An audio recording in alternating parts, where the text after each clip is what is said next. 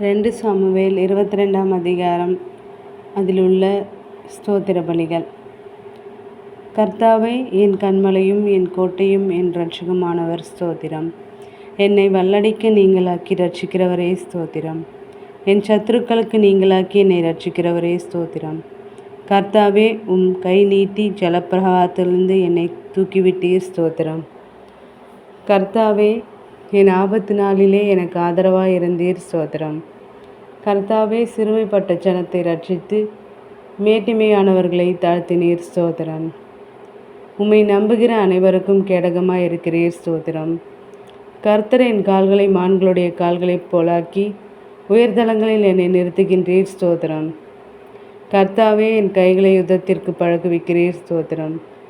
கர்த்தாவே, என் கால்கள் வழுவாதபடிக்கு நான் நடக்கிற வழியை அகலமாக்கினீர் ஸ்தோத்திரம்.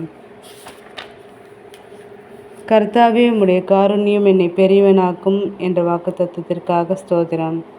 கர்த்தாவே, உம் பலத்தால் என்னை இடைக்கட்டி என் மேல் எழும்பினவர்களை என் கீழ் மடங்க பண்ணினீர் ஸ்தோத்திரம். ஆமென்.